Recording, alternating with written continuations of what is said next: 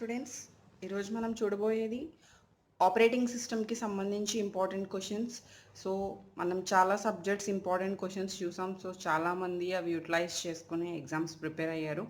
Same అదే ప్యాటర్న్లో నేను ఆపరేటింగ్ సిస్టమ్కి సంబంధించి కూడా ఇంపార్టెంట్ క్వశ్చన్స్ గ్యాదర్ చేసి మీకోసం నేను ఇక్కడ మీకు యూనిట్ వైజ్ నేను ఇక్కడ మొత్తం లిస్ట్ ఆఫ్ చేస్తాను.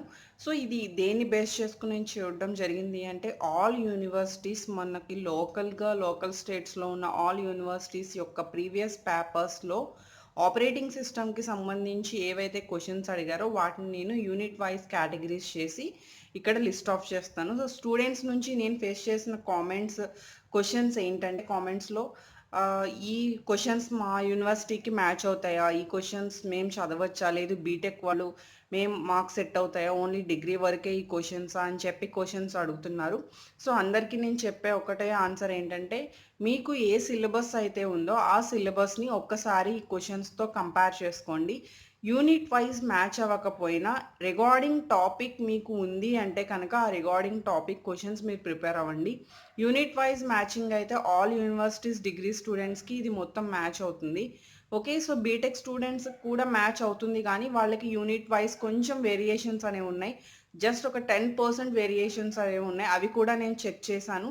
సో బీటెక్ స్టూడెంట్స్కి డిగ్రీ స్టూడెంట్స్కి ఇద్దరికి కూడా near to near same concepts. So ఎవరైనా కూడా ఈ క్వశ్చన్స్ అనేవి ప్రిపేర్ అవ్వచ్చు. But first of all unit wise prepare అయ్యేటప్పుడు మీరు ఫస్ట్ తెలుసుకోవాల్సిన విషయం ఏంటి అంటే టోటల్ యూనిట్ అంతా కూడా మనం కేటగిరీస్ చేస్తూ ఇంపార్టెంట్ క్వశ్చన్స్ ఇస్తాం. కాబట్టి ఈ ఇంపార్టెంట్ క్వశ్చన్స్ మీ క్వశ్చన్ పేపర్లో దగ్గరగా ఎక్కడ కనిపించినా కూడా మీరు ఆన్సర్ వదలకుండా కంప్లీట్గా అటెంప్ట్ చేయండి. దెన్ మీరు మంచి మార్క్స్ అనేవి గెయిన్ చేయగలుగుతారు. కంప్లీట్గా మీరు చదివిన ఎగ్జాక్ట్ క్వశ్చన్ ఉంటేనే మీరు ఎగ్జామ్ ఆన్సర్ చేసి రావడం కాదు. జస్ట్ దగ్గర టాపిక్ మ్యాచ్ అయినా కూడా అది కంప్లీట్గా మార్క్స్ అనేవి మీరు గెయిన్ చేసుకోవచ్చు. కాబట్టి అలాంటి క్వశ్చన్స్ కూడా మీరు వదలద్దు. సో ఇప్పుడు టోటల్గా నేను 5 యూనిట్స్ కేటగిరీస్ చేశాను. సో 5 యూనిట్స్లో యూనిట్ 1 అంటే ఆపరేటింగ్ సిస్టమ్కి సంబంధించిన బేసిక్ ఇంట్రడక్షన్ అనేది అంతా కూడా మనకి యూనిట్ 1లో ఉంటుంది. అండ్ యూనిట్ 2కి వచ్చేసరికి ప్రాసెసింగ్ సంబంధించిన షెడ్యూలింగ్ సంబంధించిన కాన్సెప్ట్స్ అన్నీ కూడా మనకి యూనిట్ 2లో ఉంటాయి. అండ్ ద నెక్స్ట్ యూనిట్ 3కి వచ్చేసరికి మనకి మెమొరీ మేనేజ్మెంట్ ఆల్ కాన్సెప్ట్స్ అంటే మెమరీ మేనేజ్మెంట్లో మనకి సిగ్మెంటేషన్, పేజ్ రీప్లేస్మెంట్స్, అల్గోరిథమ్స్ ఇవన్నీ కూడా మనకి యూనిట్ 3 నుంచి మనం యాక్సెస్ చేస్తాం. అండ్ యూనిట్ 4 వచ్చేసరికి ఫైల్ మేనేజ్మెంట్ అండ్ యూనిట్ 5 వచ్చేసరికి టోటల్ డెడ్లాక్ కాన్సెప్ట్ అంతా కూడా మనకి యూనిట్ 5. సో జనరల్గా ఏ ఆపరేటింగ్ సిస్టమ్ ఎవరి సిలబస్ అయినా కూడా ఇదే కేటగిరీస్లో ఉంటుంది ఆర్డర్ అనేది, ఎందుకంటే ఓఎస్ కాన్సెప్ట్స్ అన్ని ఎవరికైనా సేమ్ కాబట్టి. సో ఒక్కసారి అవి మాత్రం మీరు ఒకసారి మ్యాచ్ చేసుకోండి. So then unit 1 first question, what is operating system?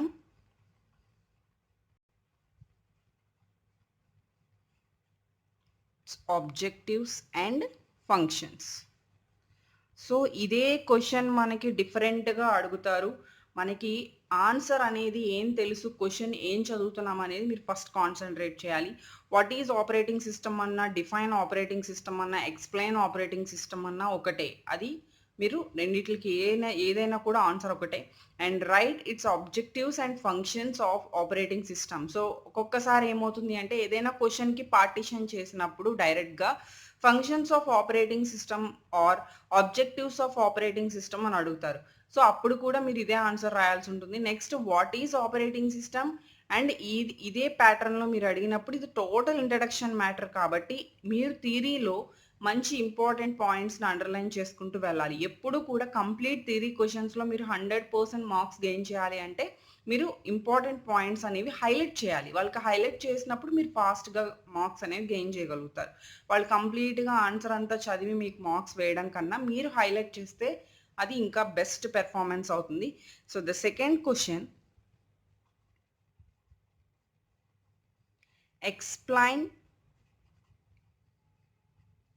Different system architecture. So same ఇదే క్వశ్చన్ మనకి ఎనదర్ వేలో అడగాలంటే some times types of system architectures అని అడగచ్చు, లేదు ఇదే ప్యాటర్న్లో ఎక్స్ప్లెయిన్ డిఫరెంట్ సిస్టమ్ ఆర్కిటెక్చర్స్ అని చెప్పి అడుగుతారు. నెక్స్ట్ వచ్చేసరికి third question also very very important, what is operating system and what are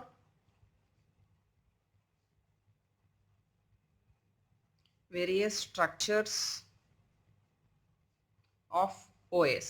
ఇక్కడ కూడా మనకి డిఫరెంట్ స్ట్రక్చర్స్ ఆఫ్ ఓఎస్ అని అడగచ్చు. లేదు ఇక్కడ చూడండి what is OS, what is OS, ఇదేంటంటే జస్ట్ కామన్ క్వశ్చన్. మీకు పేపర్లో ఫస్ట్ క్వశ్చన్ అనేది ఇంట్రడక్షన్ నుంచే వస్తుంది కాబట్టి డెఫినెట్గా వాట్ ఈజ్ ఓఎస్ అనే క్వశ్చన్ యాడ్ అవ్వచ్చు మ్యాక్సిమం. అది ఏ క్వశ్చన్కి కంబైన్ అయినా కూడా వాట్ ఈజ్ ఓఎస్ అనేది మ్యాక్సిమం కామన్గా ఉండొచ్చు.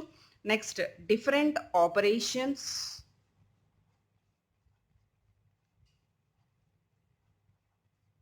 Performed by OS. సో ఏంటి మేడం ఫస్ట్ యూనిట్ నుంచి మాకు ఇన్ని క్వశ్చన్స్ మెన్షన్ చేసేసారు అంటే, ఇంట్రడక్షన్లో ఆల్ కాన్సెప్ట్స్ అనేవి కూడా చాలా ఇంపార్టెంట్. ఎందుకంటే మనకి ఓఎస్ అనేది ఏంటో తెలిస్తేనే కదా మనం దాని యొక్క డెప్త్ టాపిక్స్ ప్రిపేర్ అవ్వగలుగుతాం. కాబట్టి ఓఎస్లో ఇంట్రడక్షన్ టాపిక్స్ అన్నీ కూడా మనకి ఇంపార్టెంట్. సో దాన్ని బాగా కేటగిరైజ్ చేస్తే ఓన్లీ 4 క్వశ్చన్స్ మాత్రమే నేను తగ్గించగలిగాను. సో 4 క్వశ్చన్స్, ఈ 4 క్వశ్చన్స్ కూడా మనకి చాలా చాలా ఇంపార్టెంట్. మీరు what is OS and functions అనేవి మాత్రం చాలా పర్ఫెక్ట్గా ప్రిపేర్ అవ్వండి. ఫస్ట్ క్వశ్చన్ మ్యాక్సిమం మనకి అదే ఎక్కువగా అడుగుతూ ఉంటారు. And system architectures and various structures అనేది ఎటు కూడా మనకి చాలా ఈజీ. దాంట్లో డిఫరెంట్ టైప్స్ ఉంటాయి, అవి మీరు ఎక్స్ప్లెయిన్ చేయడమే. Next unit 2. So unit 2 and నేను మొత్తం క్వశ్చన్స్ చెప్పాక మళ్ళీ మీకు ఎక్స్ప్లెయిన్ చేస్తాను. యూనిట్ 2లో very very important categories questions అన్నీ కూడా మనకి యూనిట్ 2లో ఉన్నాయి. సో ఎవ్వరు కూడా యూనిట్ 2 లీవ్ చేయొద్దు. మనం రిమైనింగ్ సబ్జెక్ట్స్లో చెప్పుకున్నట్టుగా ఇందులో పర్టికులర్ యూనిట్స్ అంటూ కేటగిరీస్ చేయాలి అంటే మనకి చాలా కష్టం. ఎందుకంటే యూనిట్ 1 ఏమో introduction, unit 2, 3, 4, 5 and most important topics. కాబట్టి ఈచ్ అండ్ ఎవ్రీ యూనిట్ నుంచి కూడా 2 క్వశ్చన్స్ మనం యాక్చువల్గా యావరేజ్ వేసుకోవాలి. సో కాబట్టి ఎవ్రీ యూనిట్ కూడా మ్యాక్సిమం టు మ్యాక్సిమం అవుట్లుక్ అయినా వేయండి, కంప్లీట్గా అయితే ఏ యూనిట్ వదలద్దు. So this is also very very important unit. What is process? So ఇది కూడా కామన్ క్వశ్చన్. మీరు ఏ క్వశ్చన్ ప్రాసెస్ మీద అడిగినా వాట్ ఈజ్ ప్రాసెస్ అనేది డెఫినేషన్ మస్ట్ అండ్ షుడ్గా రాయాలి. Next explain process state diagram. ఇక్కడ చాలామంది చేసే మిస్టేక్ ఏంటి అంటే, షార్ట్ కట్ అడిగిన, డైరెక్ట్ క్వశ్చన్ అడిగిన 2 వేరియేషన్స్గా అనుకుంటారు, అంటే డిఫరెంట్గా అనుకుంటారు. ప్రాసెస్ స్టేట్ డయాగ్రామ్స్కి just different types of process states అన్నా కూడా లేదు, డిఫరెంట్ ప్రాసెస్ స్టేట్స్ అన్నా లేదు, టైప్స్ ఆఫ్ ప్రాసెస్ స్టేట్స్ అన్నా, ఇదంతా కూడా ప్రాసెస్ స్టేట్ అని కనిపించింది అంటే మనకి that is the process states question. మీరు డెఫినెట్గా అక్కడ మీరు రాయాల్సింది ప్రాసెస్కి డెఫినేషన్ రాసి అండ్ దాని యొక్క ప్రాసెస్ స్టేట్స్ మీరు ఎక్స్ప్లెయిన్ చేయాలి. And the second question, explain process scheduling algorithm. Total అసలు షెడ్యూలింగ్ అల్గోరిథం, అసలు షెడ్యూలింగ్ అంటే ఏంటి అనేది మీరు ఇక్కడ ఎక్స్ప్లెయిన్ చేయాల్సి ఉంటుంది. లేదు మీకు బీటెక్ వాళ్ళకైతే గ్యారంటీగా పర్టికులర్గా సమ్ అల్గోరిథమ్స్ అనేవి ఎక్కువ హైలైట్ చేస్తూ ఉంటారు. అంటే explain round robin algorithm with example, లేదు explain priority based algorithm with in primitive scheduling అని చెప్పి మీకు అడుగుతూ ఉంటారు. వాళ్ళైతే కరెక్ట్గా ఆల్గోరిథమ్స్ అనేవి పర్ఫెక్ట్గా విత్ ఎగ్జాంపుల్స్తో మీరు ప్రిపేర్ అవ్వాలి. ఎగ్జాంపుల్స్ అనేవి కూడా సమ్ టైమ్స్ క్వశ్చన్ పేపర్లోనే ఇస్తారు, ప్రాసెసర్స్కి అరైవ్ టైం అవంతా కూడా. అది కూడా మీరు ఆ అల్గోరిథంని బేస్ చేసుకుని వాళ్ళు ఇచ్చిన క్వశ్చన్కి మీరు క్యాలిక్యులేట్ చేయాల్సి ఉంటుంది. అది బీటెక్ వాళ్ళకి ఎక్కువగా అడుగుతూ ఉంటారు, డిగ్రీ వాళ్ళకి మ్యాక్సిమం 3 క్వశ్చన్స్ మాత్రమే అడుగుతూ ఉంటారు. సో నెక్స్ట్ వచ్చేసరికి explain process synchronisation. So this is also very very important question. But ఇందులో నుంచి మీరు ఎక్స్పెక్ట్ చేసే ఇంకా బాగా ఇంపార్టెంట్ క్వశ్చన్ ఏంటి అంటే ద సెకండ్ క్వశ్చన్ షెడ్యూలింగ్ అనేది మనకి most important. And the fourth question వచ్చేసరికి PCB, that is process control black.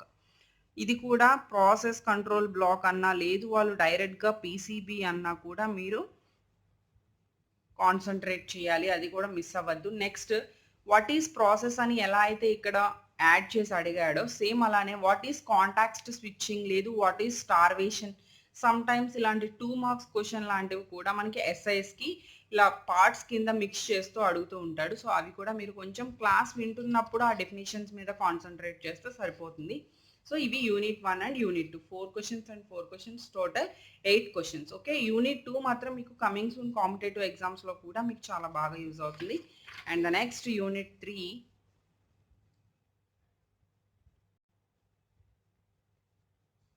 So unit 3లో ఫస్ట్ క్వశ్చన్ వచ్చేసరికి explain.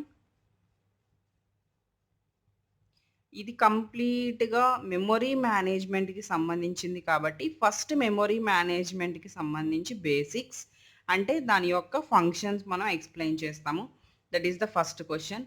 Next explain about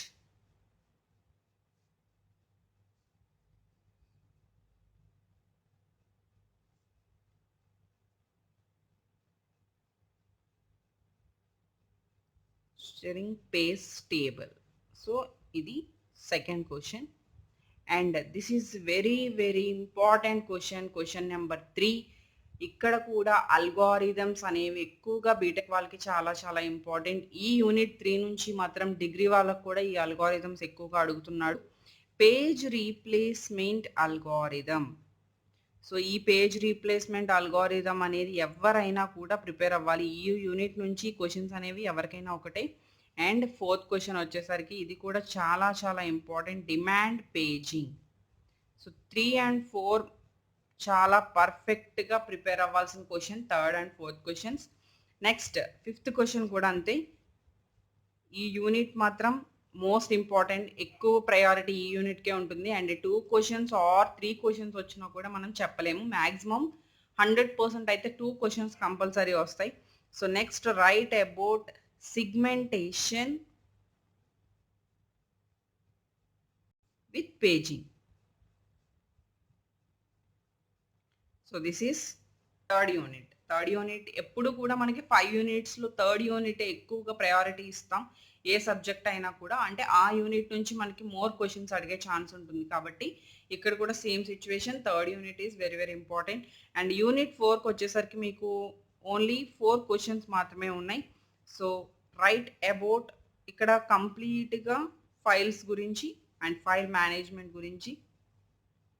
so file management in OS. And the second one ఇక్కడ కూడా మనకి algorithms ఉన్నాయి. OS concepts అంటేనే మనకి algorithms చాలా చాలా important. Disk scheduling algorithms in OS. And ఇక్కడ ఓన్లీ 3 క్వశ్చన్స్ మాత్రమే, 4 క్వశ్చన్స్ కాదు.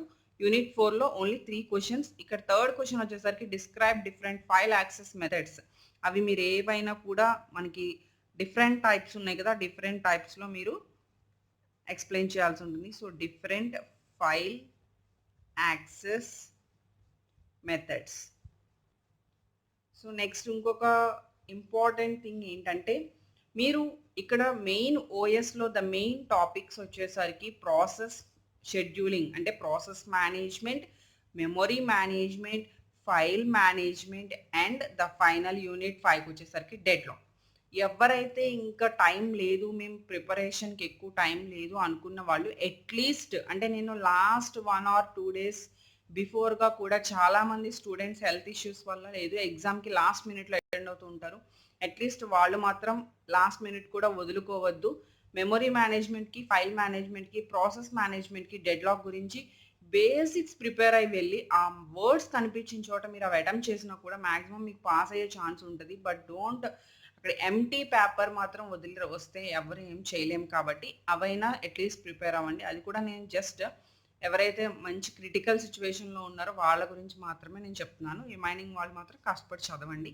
So next total 4 units complete చేసుకున్నాం. And the unit 5 very very very important unit for future competitive exams and present exam రెండింటికి కూడా మనకి important. First one, what is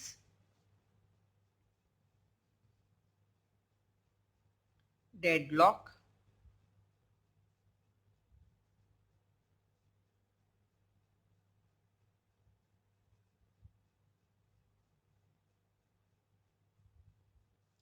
conditions for the deadlock. So ఇది basic deadlock సంబంధించిన basic question. ఇది maximum to maximum చాలా పేపర్స్లో అడిగిన question. Next 2 కూడా మనకి ఎక్కువగా అల్గోరిథమ్స్ అనేది ఎక్కువగా అడగడు. అంటే ఫస్ట్ ఈ యూనిట్కి సంబంధించి ఫస్ట్ క్వశ్చన్ అనేది ఎక్కువగా రిపీట్ అయింది అండ్ సెకండ్ క్వశ్చన్ కూడా కొంచెం ఇంపార్టెంటే. సమ్ టైమ్స్ 3-4 టైమ్స్ ఇది రిపీట్ అయిన క్వశ్చన్. మ్యాక్సిమం ఈ యూనిట్ నుంచి కూడా మనకి 2 క్వశ్చన్స్ అడిగే ఛాన్స్ ఉంది. So same third unit and fifth unit మనకి 2 క్వశ్చన్స్ ఛాన్స్ ఉంది కాబట్టి ఇది కూడా ఈ యూనిట్ కూడా ఎక్కువగా హై ప్రయారిటీ ఇవ్వండి. నెక్స్ట్ థర్డ్ క్వశ్చన్ వచ్చేసరికి వాట్ ఈజ్ డెడ్ లాక్?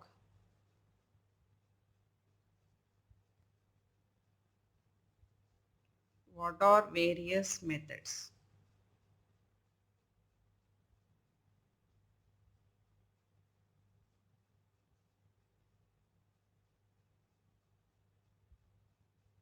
మీరు ఫస్ట్ పర్ఫెక్ట్ అవ్వాల్సిన యూనిట్స్ వచ్చేసరికి 2, 3, 5 వెరీ వెరీ వెరీ ఇంపార్టెంట్.